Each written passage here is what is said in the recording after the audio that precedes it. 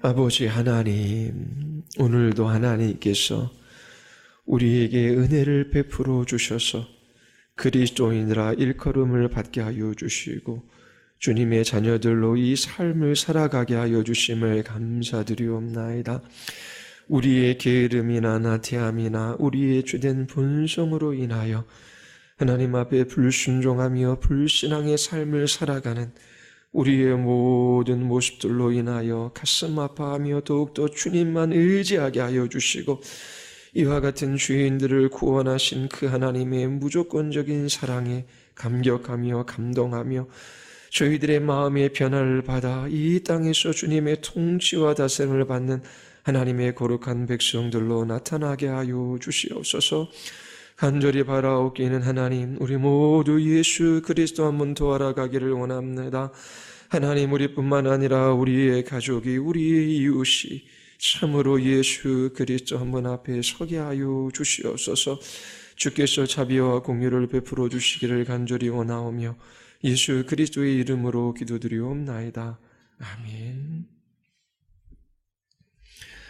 우리 누가복음 19장 10절, 예수님께서 이 땅에 오신 목적이 무엇인지를 예수님께서 말씀하시는 구절 한 구절 찾아 읽고 우리 누가복음 공부 시작하겠습니다.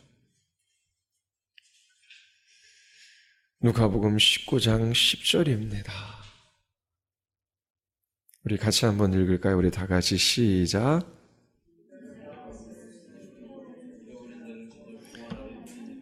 아멘. 자, 여러분들은 예수님에게 무엇을 원하십니까? 예수님께서 이 세상에 오신 목적은 너무나 분명해요. 이 세상에서 우리를 부유하게 하거나 번영하게 하거나 이 세상 사람들처럼 소위 말하는 성공하는 삶을 살아감으로 그렇게 예수님을 증거하는 그러한 예수님이 아니십니다. 예수님은 잃어버린 자를 찾아 구원하러 오셨어요. 여러분들은 잃어버린 자 맞습니까? 여러분들 누가복음 이 신약의 핵심 메시지 혹시 읽고 오셨나요? 누가복음의 메시지 예수 아담의 후손. 예수님을 아담의 후손으로 누가는 묘사하고 있습니다. 그 이유가 무엇인지를 누가복음 전체를 읽어보면 우리가 깨달을 수 있어요. 그리고 한번 보십시오. 114페이지. 예수님이 누구에게 관심이 있으셨는지 나열하고 있어요. 예수님은 남자 중에 남자이시지만 누구에게 관심을 가지셨어요?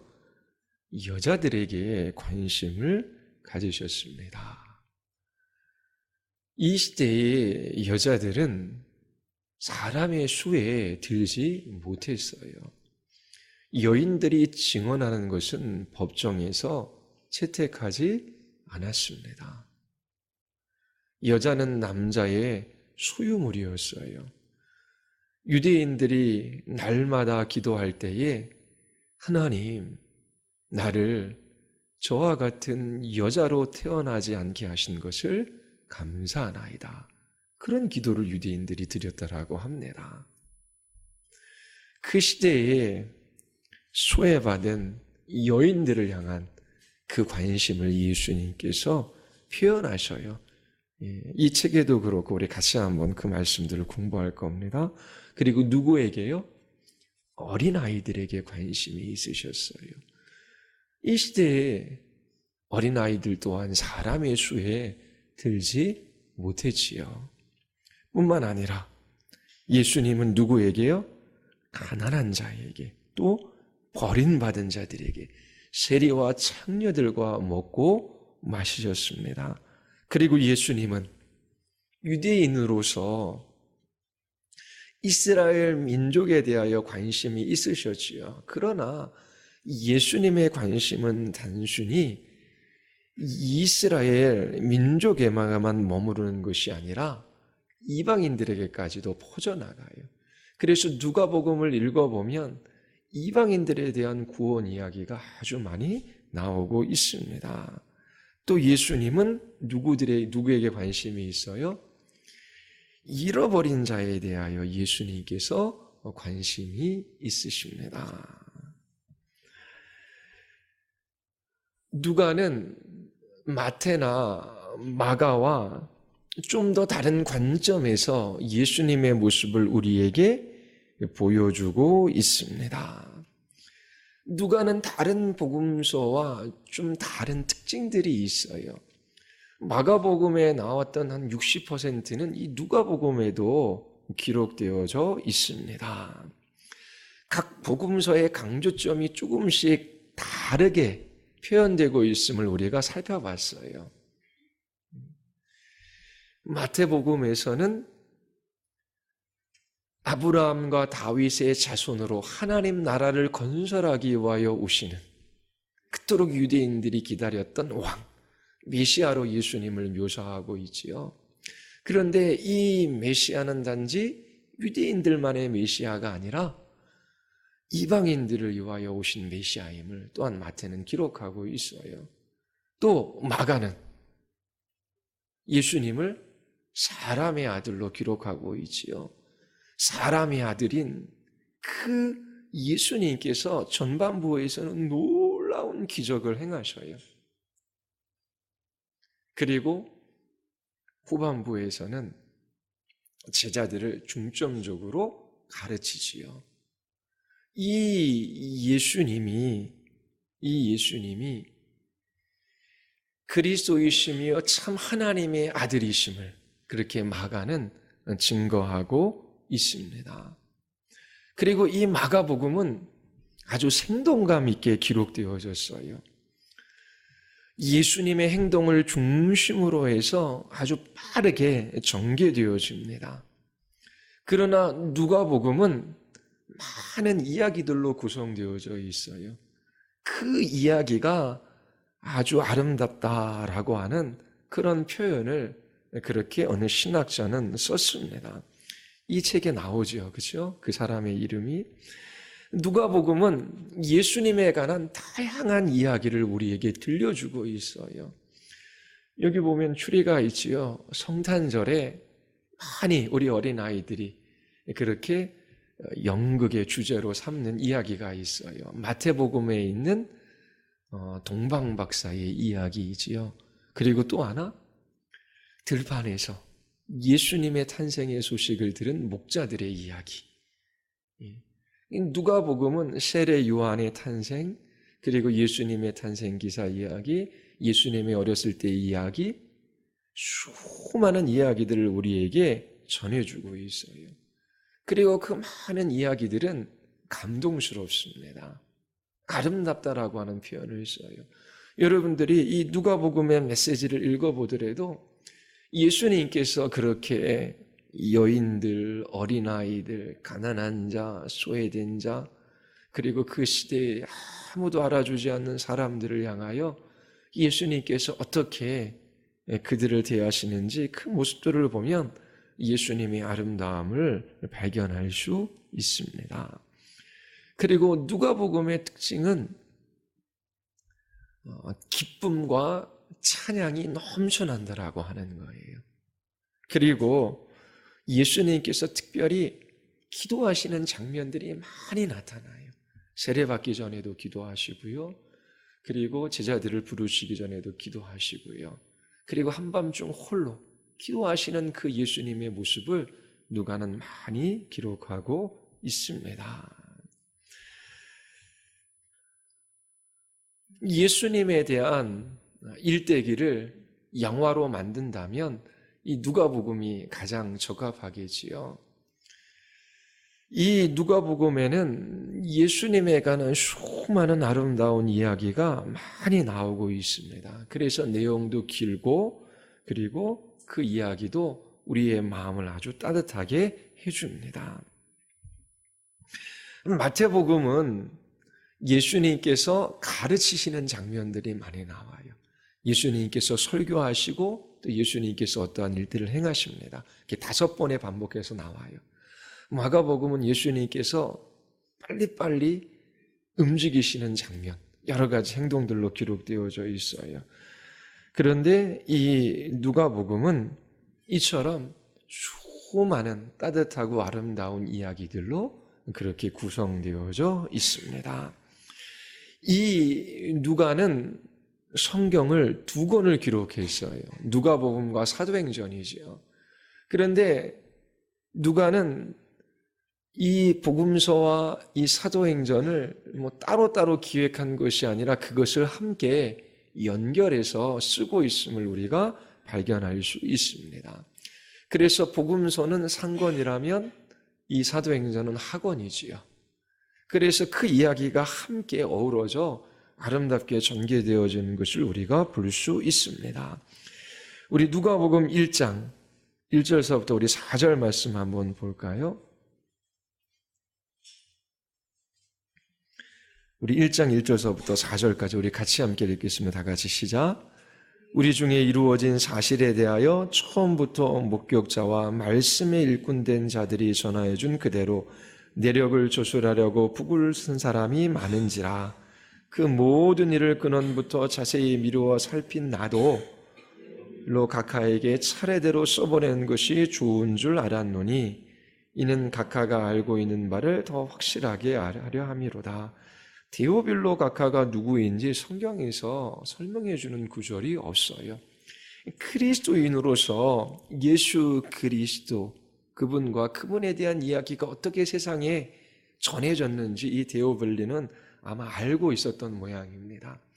그런데 더 확실하게 예수 그리스도와 그분에 대한 이 이야기가 어떻게 예루살렘을 넘어서서 이방 민족들에게 전개되어지는지 누가는 이것을 기록하고 싶었던 모양입니다. 데오빌로뿐만 아니라 이방에 있는 많은 그리스도인들을 위하여 이 책을 기록하지요.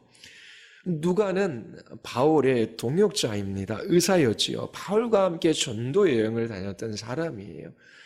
그래서 누가는 바울을 통하여 예수님에 대한 이야기를 많이 들었을 겁니다. 뿐만 아니라 누가는 예수님을 목격한 사람들의 진술들을 듣고 그 진술을 토대로 예수님에 관한 이야기를 기록하고자 합니다. 뿐만 아니라 이 누가복음이 60년 이후, 한 64년이라는 사람도 있고 70년이라는 사람도 있고 70여 년, 그렇게 이제 이 누가복음이 기록된 시기를 70년을 중심으로 해서 앞에 10년, 뒤로 10년 그렇게 잡고 있습니다. 이 누가가 이 복음서를 기록하기 전에 마가가 먼저 복음서를 기록했어요. 그래서 마가복음을 참고했겠죠. 뿐만 아니라 예수님을 직접 본 사람, 예수님의 부활을 경험한 수많은 사람들의 그 증언들을 이 누가는 듣고 이 복음서를 기록합니다. 그리고 예수님에 관해 기록한 글들도 참고를 하지요. 그래서 이 누가는 예수님에 관한 이야기뿐만 아니라 이 예수님에 관한 이야기가 어떻게 세상으로 전해지는지 그 두 가지 이야기를 같이 연결해서 기록해서 데오빌로 각하에게 보내려고 하지요. 전반부에 있는 예수님에 관한 이야기는 복음서에 있어요. 그래서 누가복음은 독특하게 예수님의 승천에 관한 이야기로 끝납니다. 다른 복음서에는 없어요. 그리고 이제 사도들이 그 예수 그리스도의 승천하시는 모습을 보고 복음의 증인으로 나서는 장면으로 이제 사도행전을 기록하지요. 그래서 사도행전을 잘 읽으면 누가복음을 잘 이해할 수 있고 또 누가복음을 잘 이해하면 사도행전을 잘 이해할 수 있습니다. 사도행전 1장 한번 보겠습니다. 사도행전 1장 1, 2절 우리 같이 한번 읽어볼까요? 다 같이 데오볼로요 내가 먼저 쓴 글에 무릇 예수께서 행하시며 가르치시기를 시작하신부터 그가 택하신 사도들에게 성령으로 명하시고 승천하신 날까지의 일을 기록하였노라. 자, 이게 뭐예요? 앞에 누가복음을 기록했다라고 하는 것이죠. 예수께서 행하시고 가르치기를 시작하신 그때 시작하신부터 승천하신 날까지 그렇게 기록하고 이제 그것을 연이어 그 예수 그리스도의 이 복음의 이야기가 어떻게 예루살렘을 넘어서서 이방에 전파되어지는지 이 사도행전을 통해서 누가가 기록하고 있습니다. 마가와 누가는 사도는 아니에요. 예수님을 따랐던 제자지요. 근데 사도는 아닙니다. 마가는 특히 베드로를 통하여 예수님에 관한 이야기를 많이 들었고, 누가는 사도 바울, 그리고 역사가답게 많은 사람들의 증언. 예수님께서 30여 년 생활하셨잖아요. 그리고 이 첫 번째 복음서가 기록되기 전까지 약 30년의 그런 공백기가 있어요. 그러면 그 30년 동안 예수님을 보고 예수님을 경험한 사람들이 구전으로 그 예수님에 대한 이야기를 사람들에게 말했겠지요. 누가는 그렇게 예수님을 직접 보고 예수님을 목격한 사람들을 찾아다니며 이 누가복음을 기록하고 또 여러 예수님에 관한 기록들도 이 누가가 사용을 했지요. 이 누가는 복음서와 사도행전을 기록했어요. 그래서 복음서에는 예수님에 관한 이야기를, 그리고 사도행전은 뭐에 관한 이야기를, 신약의 교회가 어떻게 세워지는지 그 교회에 대한 이야기를 중심으로 해서 이 누가가 기록을 했습니다. 마태와 마가와 요한은 예수님에 대한 이야기가 중심적으로 나오지요. 근데 누가는 두 권의 책을 연달아 기록했는데 예수님과 교회에 대한 이야기를 연결해서 기록하고 있습니다. 이 누가는 이처럼 예수님과 교회를 연결시키는 그 작업을 하는데 그 구속사적인 관점 속에서 이 예수 그리스도와 교회를 지금 바라보고 있는 거예요. 예수님이 오시기 전 몇천 년의 시간이 지나가지요. 그리고 구약에서 약속했던 그 예수님이 오셨어요. 예수님께서 오셔서 활동하던 그 시간들이 있습니다. 그리고 예수님께서 부활하시고 승천하셨지요. 승천하신 다음 예수님께서 제자들을 부르셔서 예수님께서 계셨으면 하셨을 그 일들을 합니다. 사도행전에서 놀라운 기적이 일어나는데 그 기적이 안진뱅이가 일어나는 사건이에요. 베드로가 요한이 성전에 기도하러 갈 때에 이 안진뱅이를 만나지요. 이것은 신학적으로 예수님께서 행하셨던 그 일들을 이제 제자들이, 사도들이 행하는 거예요. 그래서 예수님이 하셨던 그 일들이 이제 교회로 이양되고 있음을 보여주고 있습니다. 누가는 구속사에 대한 이해를 가지고 누가복음과 사도행전을 기록했어요. 하나님께서 죄인들을 구원하시기 위하여 먼저 아브라함을 통하여 한 민족을 부르시고 그 민족에 대하여 민족에게 메시아에 대한 약속을 하시고 그리고 그 약속이 예수 그리스도 안에 이루어졌음을 말합니다. 그리고 누가는 예수님에 대한 이 이야기, 이 복음이 어떻게 전 세계적으로 전파되어지는지 사도행전을 기록했습니다. 우리가 읽은 것처럼 이제 오늘은 누가복음만 살펴보죠. 누가복음은 예수님을 구원자로 그렇게 강조하고 있습니다. 근데 누구를 구원하러 오셨어요? 잃어버린 자를 구원하러 오셨지요. 마가는 예수님을 묘사할 때에 대속제물로 자기 자신을 내어주시기 위하여 섬기러 오신 분으로 그렇게 묘사하고 있습니다. 누가복음은 잃어버린 자를 구원하시기 위하여 이 땅에 오신 구속주로 예수님을 묘사하는데 단지 이스라엘뿐만 아니라 온 인류를 구원하러 이 땅에 오신 구속주임을 말하고 있습니다. 예수님은 나라와 민족과 계층을 넘어서서 모든 믿는 자들을 구원하시는 분이시다라고 하는 것을 누가가 우리에게 알려주고 있습니다. 이 사실을 잘 알 수 있는 부분이 바로 누가복음에도 나타나는 족보예요. 누가는 그의 복음서 3장에서 요셉으로부터 거슬러 올라가 아담과 하나님에 이르는 이 족보를 기록하고 있습니다. 이렇게 족보를 기록한 목적이 뭐예요? 예수님께서는 아담의 후손으로 타락한 온 인류를 구속하기 위하여 오시는 구속주이심을, 메시아이심을 소개하는 것입니다. 아담은 이스라엘의 조상이 아니에요. 그렇죠? 창세기 1장서부터 11장까지는 인류의 역사를 기술하고 있어요. 그리고 12장서부터 하나님께서 한 사람 아브라함을 통하여 한 민족을 형성하는 이야기를 들려주시지요. 그래서 이스라엘의 조상은 아브라함입니다. 그런데 누가는 아브라함이 아니라 아담에게까지 거슬러 올라가 이 족보를 기록해요. 그 이유는 이 땅의 메시아 구속주로 오시는 예수님을 아담과 연결시키고 있는 것이지요. 한 사람 아담으로 말미암아 죄가 이 세상에 들어왔고 그 아담의 후손들은 그 죄로 말미암아 하나님의 진노와 심판 가운데 멸망을 받을 수밖에 없었습니다.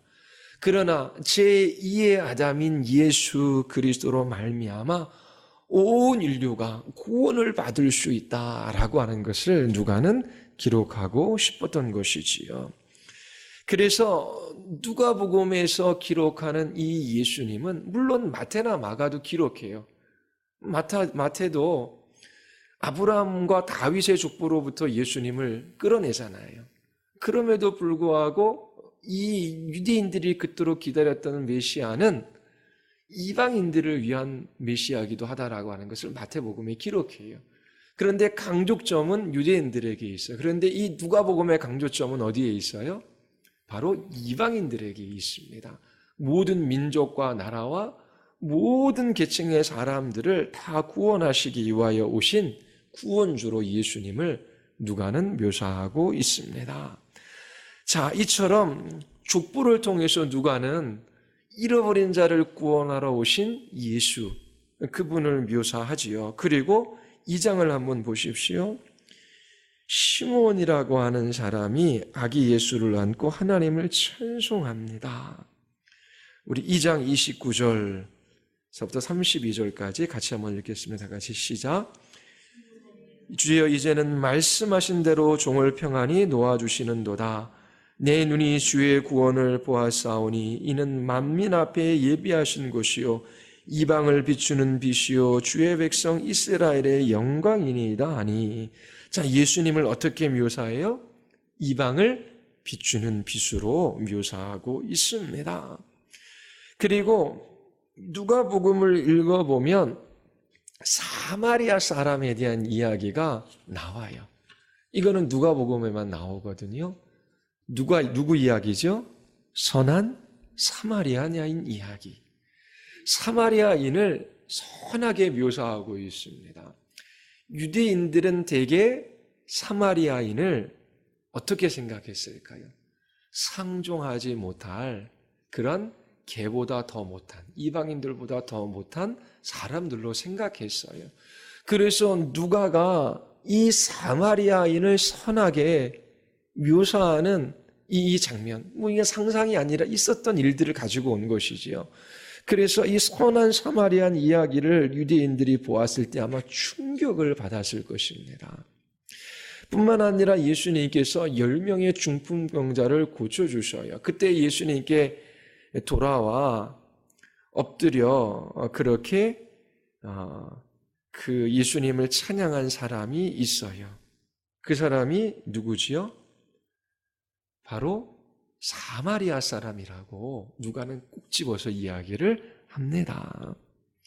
이처럼 누가는 그토록 유대인들이 증오하던 이방인들보다 더 못한 족속이라고 생각했던 이 사마리아 사람들에게도 구원이 임하고 있음을 묘사하고 있습니다.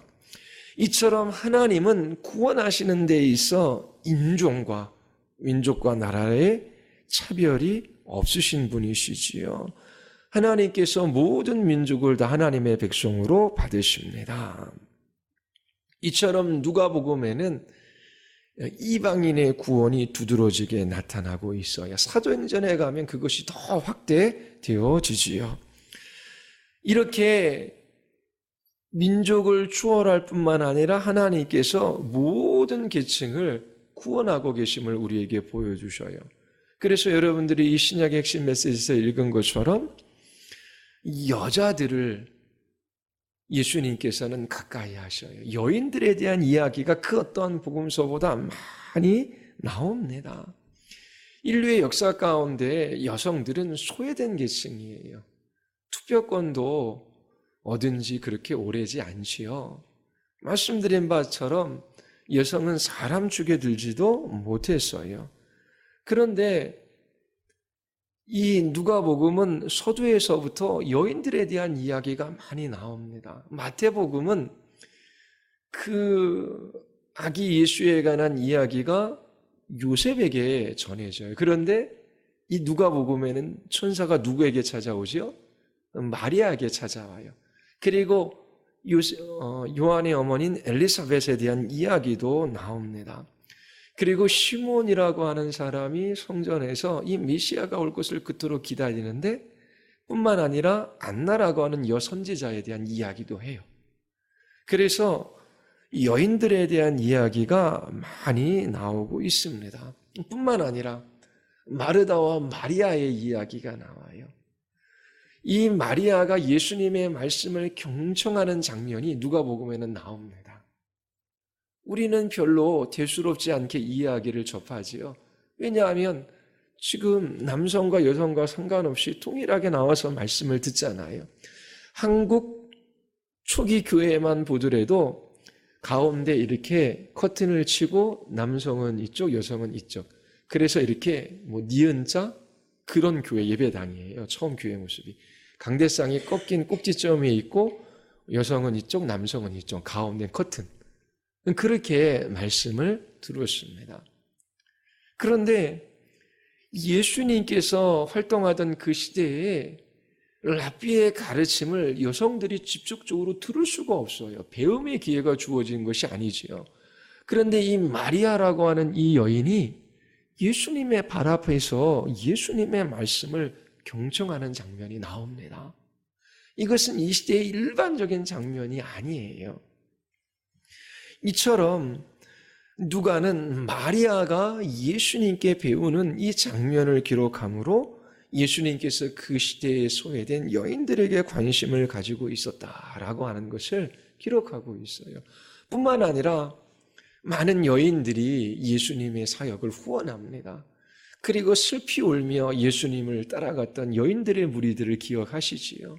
그리고 예수님의 부활을 처음 목격하는 사람도 여인들입니다. 이처럼 누가복음은 계층을 넘어서서 여성들에 대한 이야기들을 많이 하고 있어요. 뿐만 아니라 가난한 자들에 관한 관심과 배려에 관해서 이 누가복음도 많은 부분들을 할애하고 있습니다. 예수님 자신조차도 가난한 가정에서 태어나신 분이시다라고 하는 것을 누가는 일부러 기록하고 있어요. 그것이 누가복음 2장입니다. 2장 한번 볼까요? 2장 21절에서부터 24절까지예요. 2장 21절에서부터 24절까지 우리 같이 한번 읽을까요? 다 같이 시작. 누가복음 2장 21절에서부터 24절. 할례할 그 이름을 예수라 하니 고 잉태하기 전에 천사가 일컫는 바라라. 모세의 법대로 정결례식의 날이 참에 아기를 데리고 예루살렘에 올라가니 이는 주의 율법에 쓴 바 첫 해에 처음 난 남자마다 주의 거룩한 자라 하리라 한 대로 아기를 주께 드리고 또 주의 율법에 말씀하신 대로 산비둘기 한 쌍이나 혹은 어린집 비둘기 둘로 제사하려 함이더라. 자, 유대 사회에서 자녀를 낳으면 정결 예식을 행했어요. 성전으로 데려가 그 아기를 하나님께 드리며 극흥하게 함께 제물을 바쳤지요. 자, 예수님의 가정이 가난하다라고 하는 것이 어디에서 드러나지요? 양을 바친 것이 아니라 집부들기를 바쳤어요. 이건 레위기에 나오는 구절이지요. 예수님의 가정은 가난했기 때문에 비둘기를 그렇게 제물로 바침으로 그렇게 정결 의식을 했던 것이지요. 그 시대에 가난한 사람들은 바칠 제물이 없어요. 그래서 집비둘기나 이렇게 산비둘기 한 쌍을 그렇게 제물로 바쳤던 것입니다. 뿐만 아니라 예수님께서 회당에서 가르칠 때에 이사야서 61장의 말씀을 인용하시면서 이렇게 말씀하셔요. 4장 17절 한번 보시겠습니다. 4장 17절. 17절, 19절 우리 같이 한번 읽겠습니다. 선지자 이사야의 글을 드리거늘 책을 그들을 찾으시니 곧 주의 성령이 내게 임하였으니 이는 가난한 자에게 복음을 전하게 하시려고 내게 기름을 부으시고 나를 보내사 포로된 자에게 자유를 눈먼 자에게 다시 보게 함을 전파하며 눌린 자를 자유롭게 하고 주의 은혜를 전파하게 하려 하심이라 하였더라. 자, 누가복음에서 예수님을 그릴 때 물론 부자들도 예수님을 믿어요. 그리고 부유한 사람들이 예수님을 후원하기도 합니다. 그런데 이 누가의 관점은 예수님께서 가난한 자들에게 복음을 전하기 위하여 오셨음을 이 이사야 선지자의 글을 인용해서 특별히 말하고 있어요. 누가복음 전체를 읽어보면 부자에 대한 이야기는 부정적입니다. 어떤 부자의 이야기가 나오지요? 젊은 부자 관한 이야기가 나오지요. 부자이고 관원이고 젊어요. 세상에서 모든 것을 가진 한 남자가 있습니다. 그 사람이 예수님께 나와 어떻게 하면 제가 구원을, 영생을 얻을 수 있겠습니까? 가진 것을 다 팔아 가난한 자에게 나누어 주어라. 심히 근심한 기색으로 돌아가지요. 누가복음에만 꼭 집어서 이야기를 합니다. 그리고 어리석은 부자 이야기가 있지요. 들에 나가니까 풍년이에요. 자, 이제 창고를 허물고 이 모든 곡식을 거두어 드리자. 이제 먹고 마시며 편안하게 쉬자라고 하는데 그날 밤 하나님께서 그 부자의 생명을 거두어 가시지요. 그리고 또 누가복음에 꼭 집어서 나오는 이야기가 있어요. 부자와 거지 나사로의 이야기입니다. 부자는 이 땅에서 부족한 것이 없이 그렇게 연회를 베풀며 먹고 마시며 풍족한 삶을 살아갔어요. 그런데 이 거지 나사로는 이 땅에서 많은 고통을 경험했지요. 그러나 아브라함의 품에 안겼어요. 이 부자는 그 지옥에서 목말라하며 그렇게 누가 손끝에 물이라도 한 방울 적셔서 자기 자신의 혀에 대줄 것을 그렇게 간절히 바라지요. 이 누가복음에서 가난한 자는 물론 재산이 없는 사람임을 일차적으로 가리키지만 점점 그 의미가 확대되어져서 진실로 하나님만 의지하고 하나님만 신뢰하는 사람임을 그렇게 이 가난한 자로 이 누가복음은 묘사하고 있습니다. 뿐만 아니라 그 시대에 소외된 세리와 창녀들과 함께 예수님은 먹고 마셨어요. 부자들과 함께 먹고 마시는 것에 관해서는 사람들이 이야기를 하지 않아요. 그런데 소외된 이 세리와 창녀들과 먹고 마실 때에 사람들은 그 이야기들을 쏟아놓지요. 또 예수님께서 탄생하시는 이야기가 누구에게 먼저 전달되어져요? 들에서 양들을 치던 목자들에게 전달되어지지요. 이처럼 누가복음은 유대인들뿐만 아니라 이방인들을 위하여, 남성들뿐만 아니라 여성들을 위하여, 또 어린아이들을 위하여, 부유한 자들뿐만 아니라 누구에게나든지 그렇게 그 예수 그리스도의 구원이 미치고 있음을 우리에게 증거해주고 있습니다. 다른 복음서에 비해 누가복음의 특징은 이처럼 이방인, 소외된 자, 가난한 자들, 그리고 여성, 어린아이, 그런 이야기들이 많이 나와요. 이와 같은 사람들이 예수님을 만나고 변화되어져요. 이러한 변화 위에 하나님의 나라가 세워지는 것이지요. 우리의 소망이 무엇입니까? 우리가 간절히 바라는 것이 무엇이에요? 여러분들이 날마다 예수님께 기도하며 간절히 바라는 것이 무엇입니까? 예수님께서 이 땅에 오신 목적은 너무나 분명해요. 이처럼 소외받은 자, 가난한 자, 억눌린 자, 아무런 소망이 없이 살아가는 이 사람들에게 찾아오셔서 참된 소망이신 예수 그리스도 그분을 나타내어 보여주셨습니다. 우리들도 한번 생각해 보십시오. 예수님이 아니면 무슨 소망이 있습니까? 무슨 소망이 있어요? 우리 중 유명한 사람이 없어요. 많이 배운 사람도 없어요. 또 사람들이 흠모하며 우러러보는 사람도 없어요. 그러나 예수님께서 우리처럼 평범한 사람, 이 세상이 알아주지 않는 사람들인 우리에게 관심을 가지시고 찾아오셔서 우리를 만나 주셨습니다. 이와 같은 소외받은 사람들이 예수 그리스도 그분의 은혜와 사랑을 받지요. 자신이 이 은혜와 사랑을 받을 만한 자격도 공로도 의로움도 없는 죄인임을 깨달아 알고 예수 그리스도에게 돌이켜 예수님을 나의 구주, 나의 하나님으로 영접했어요. 예수님을 진실로 영접한 사람들의 마음 안에는 놀라운 변화들이 일어납니다. 이제 내 인생의 주인이 내가 아니라 예수님이셔요. 예수님께서 내 인생을 향한 주님의 계획과 뜻을 이루어 가셔요. 예수님께서 나를 지키시고 보호하셔서 세상 끝날까지 나와 함께 해주시겠다라고 약속하셨어요.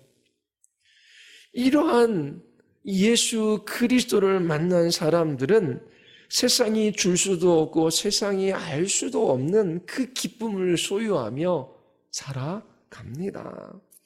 이 누가복음의 신학적 특징이 하나가 뭐냐면 구원과 심판에 관한 이야기도 많이 나와요. 그런데 다른 복음서와 두드러진 특징 두 가지가 있어요. 그것이 뭐냐면 하나는 찬양에 관한 이야기가 많이 나옵니다.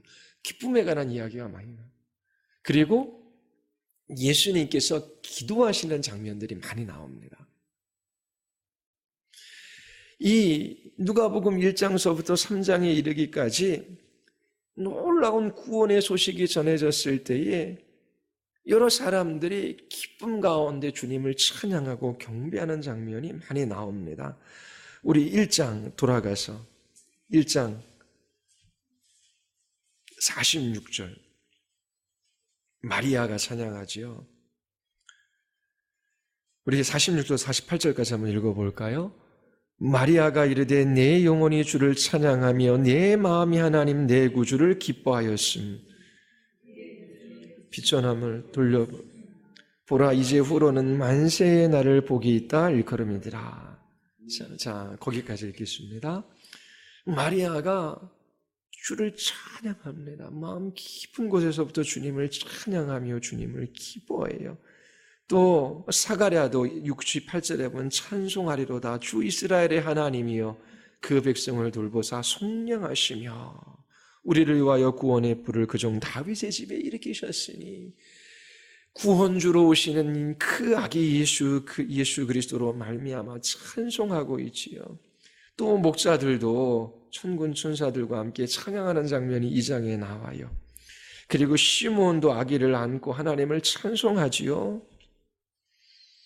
그리고 안나도 하나님께 감사하며 찬양합니다. 그리고 누가복음 24장 마지막 절 한번 보십시오. 중간에도 기뻐하고 제자들이 복음을 전하고 돌아와서 기뻐하며 그렇게 주님을 찬양하는 장면도 있습니다. 그리고 24장 한번 보십시오. 24장 52절 53절. 자, 예수님께서 승천하시는 장면을 봅니다. 24장 52절 54절 53절 다 같이 시작.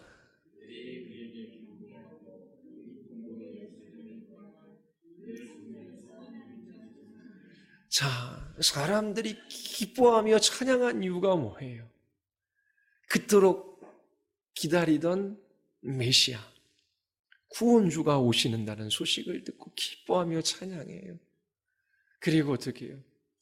이 예수 그리스도를 만난 사람들이 기뻐하고 찬양합니다. 그리고 부활하시고 승천하신 이 예수 그리스도, 그분을 바라보며 기뻐하고 찬송해요. 다른 이유가 있는 것이 아니라 예수 그리스도를 만난 모든 사람들이 예수 그리스도 한 분으로 말미암은 기쁨과 찬양이 그들의 입술 가운데 넘쳐나는 장면들을 이 누가복음에서 우리가 봅니다. 자, 예수님을 만난 사람인지 아니면 예수님을 못 만난 사람인지 구분할 수 있는 시금석이 어디에 있습니까? 찬양과 기쁨과 감사의 노래가 있느냐라고 하는 것입니다. 얼굴을 보면 늘 염려와 걱정과 근심 속에 살아가요. 조금 자기가 원하는 대로 일이 되면 기뻐하다가 조금 일이 안 되면 인상을 쓰며 살아갑니다.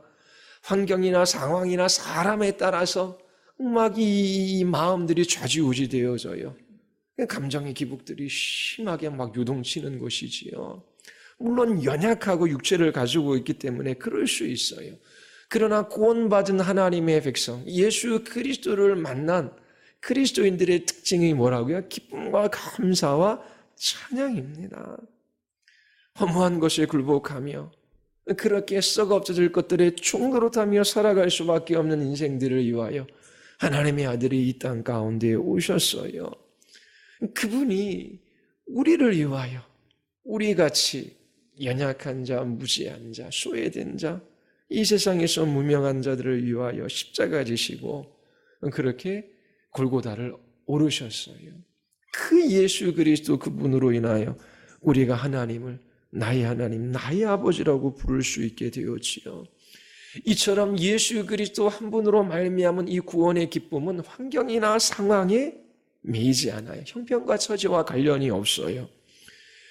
이 구원의 기쁨은 지금 현재 받는 고난과 비교할 수 없을 정도로 너무나 크기 때문에 이 고난받는 상황이 이 기쁨을 빼앗아갈 수 없어요. 그래서 사도 바울이 로마의 감옥에 갇혀 있을 때에 뭐라고 권면합니까? 기뻐하라. 내가 다시 말하노니 기뻐하라. 그가 아무것도 할 수 없는 메인 몸이 되었지만 오히려 자유로운 빌립보 성도들에게 기뻐할 것을 권면합니다. 자, 하나님께서 우리의 인생의 주인이십니다. 우리의 생명의 주권자이셔요. 우리의 걸음걸음들을 인도하셔서 하나님의 나라로 이끌어 가실 것이 너무나 분명해요. 우리는 분명한 목적을 따라 사명을 따라 살아가도록 부름받은 사람이에요. 여러분 주위에 있는 사람이 막 집을 사서 몇 억씩 남겨요. 막 배 아프고 부러웁니까? 그리고 옆에 있는 가정이 막 남편들이 승진해요. 그리고 중간에 투자해가지고 그렇게 많은 돈을 벌어요. 어디다 땅을 사놨는데 몇 배로 뛰었대요. 그런 것들이 부럽습니까? 그런 것들 때문에 막 힘들어요. 그럴 필요가 없어요. 하나님께서 필요하시면 물질도 주셔요. 그런데 이 세상에 물질을 소유하기 위하여 여기저기 막 그렇게 땅에도 투자하고 집도 막 살집 한 채 사는 거야 뭐라 그러겠습니까? 괜찮지요. 그렇게 필요하면 집값도 많이 올라가는데 사서 그것이 1억이 됐든 10억이 됐든 본인 살 집인데 오르고 내리고 무슨 상관이 있습니까? 아예 그런 것에 마음 두며 살아가지 말아야 돼요. 그런 것은 우리들에게 중요하지 않아요. 그리고 오히려 그런 것들이 시험거리가 됩니다. 하나님 좀 이렇게 여기다 땅을 사놨는데 이거를 10배로 튀겨주시면 제가 하나님 거기서 절반을 헌금하겠습니다. 예수님께서 그걸 위해서 오신 것이 아니에요. 필요하면 구하십시오. 기도하셔요. 필요하면 직장 일을 위하여, 사업을 위하여, 직장 구하는 것을 위하여 지혜와 총명도 구하고 그리고 어떤 프로젝트를 행할 때에 하나님께서 좀 이 문제들을 잘 이끌어 가시도록 간절히 주님을 의지하십시오. 그리고 주어진 일들을 잘 감당할 수 있도록 부주의하지 않도록 게으르지 않도록 성실하게 지혜롭게 그 일들을 잘 감당할 수 있도록 날마다 하나님의 도우심을 구하십시오. 근데 구하는 목적 자체가 우리가 이 세상에서 성공하거나 부하게 되거나 그리고 그러한 번영을 통해서 그리스도를 증거하고자 하는 것이 아니잖아요. 이미 예수 그리스도 그분이 우리를 위하여 십자가에 달려 돌아가셨습니다. 그래서 예수 그리스도를 나의 구주 나의 하나님으로 영접한 사람들은 기쁨과 감사와 찬양이 있어요. 여러분, 우리가 예배하지요, 매주일. 이 예배는 엎드려 절한다라는 거죠. 구약식 표현은. 이 예배는 감사와 기쁨의 완성입니다. 그런데 정말 하나님을 예배할 때 환한 얼굴로, 물론 지난 한 주간 우리의 불순종, 불신앙의 죄로 말미암아 가슴이 아프기도 하죠. 그래서 슬퍼요. 그런데 슬픔 속에 우리를 구원하신 예수 그리스도 그분으로 인한 기쁨과 감격이 함께 공존하는 거예요. 근데 찬양할 때에 입만 뻥긋뻥긋, 그리고 무슨 일들이 일주일에 있었는지 수심이 가득 찬 얼굴로 고개를 숙이고 그러면서 그렇게 앉아있는 사람들도 있어요. 그 마음의 기쁨이 얼굴로 나타나야 하는 것이지요. 그래서 기도해야 합니다. 하나님, 모든 염려를 주께 맡기라고 하셨죠. 염려하지 말라라고 하셨죠. 염려하지 말라라고만 명령하시는 것이 아니라 감사함으로 어떻게 해요? 나아가 기도하라고 하셨어요. 데살로니가전서 5장 16절에 보면 항상 기뻐하라, 쉬지 말고 기도하라, 범사에 감사하라. 자, 기쁨과 감사가 그리스도인의 특징이지요. 그 가운데 뭐가 있습니까? 쉬지 말고 기도하라. 날마다 기도의 자리로 나아가 우리의 마음의 모든 염려와 걱정과 근심, 그 모든 것들을 주께 아뢰요. 그런데 어떻게 해요? 감사함으로 아뢰는 것이지요. 하나님께서 그 아들 예수 그리스도를 우리에게 주셨어요. 그리스도 안에 있는 자에게는 정죄함이 없습니다. 우리를 세상 끝날까지 지키시고 보호하시겠다라고 약속하셨지요. 주님의 나라와 의를 구하는 모든 사랑하는 백성들에게 하나님께서 먹을 것, 마실 것, 입을 걸 주신다라고 약속해 주셨지요. 주를 바라는 자에게, 주께 소망을 두는 자에게 수치를 당하지 않게 하시겠다라고 약속하셨지요.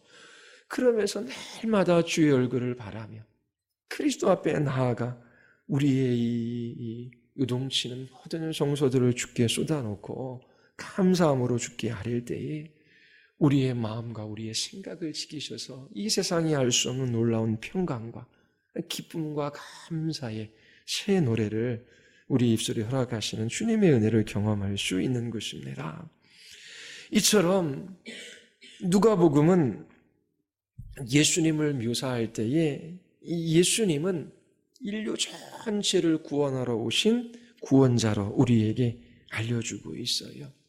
민족, 계층, 나라, 그 누구든지 믿는 자들을 구원하시는 예수님이시지요. 그리고 이처럼 특별히 잃어버린 자, 소외받은 자들의 주님이 되어주셔서 예수님을 만난 사람은 감사와 기쁨으로 주님을 찬양하며 경배하는 삶을 살아가게 하시는 것을 우리가 볼 수 있어요. 그리고 예수님 또한 하나님 아버지께 그렇게 한밤중에, 그리고 무슨 일이 있을 때마다 먼저 그렇게 기도하신 그 모습을 우리에게 보여주심으로 그렇게 예수 그리스도를 만난 사람들이 기도함으로 주님과 교제를 누리고 그 주님이 주시는 그 기쁨, 그것이 이 세상 그 무엇으로도 잃어버리지 않도록 그 마음을 지키며 하나님 앞에 살아가는 그런 사람들로 우리를 부르셨습니다. 그래서 누가복음을 다시 한번 읽어보십시오. 그래서 정말 그 아름다운 이야기, 그렇게 모든 계층, 민족, 그 사람들을 향하여 주님께서 어떠한 사랑과 배려와 관심으로 그들의 구원자가 되어주시는지, 그리고 예수님을 만난 사람들이 어떠한 찬양으로 주님을 찬양하는지, 그리고 예수님의 기도하시는 모습을 여러분들이 보고 여러분들도 그렇게 날마다 주님 앞에 기대어 기도하는 하나님의 사람들이 되기를 바랍니다. 우리 같이 한번 우리 기도하시겠습니다. 우리 시간 기도할 때 하나님, 성서로 공동체를 기억하여 주시옵소서. 참으로 예수 그리스도를 인격적으로 만나 배우게 하여 주시옵소서. 주님이 살아계시는구나. 주님 하나님 보좌 우편에서 교회의 머리가 되셔서 온 우주 만물을 통치하시는구나. 나를 위하여 십자가에 달리신 예수님, 오늘도 나를 위하여 중보하시며 내 인생의 주인이 되어 주셔서 이끌어 가시는구나. 이처럼 예수님을 만나 배웠고 기쁨과 감사함으로 주님을 찬양하며 예배하게 되기를 바랍니다. 그리고 또 하나님 우리를 기도하게 하셨습니다. 예수님이 기도하신 이 모습을 따라 우리도 기도하며 우리의 마음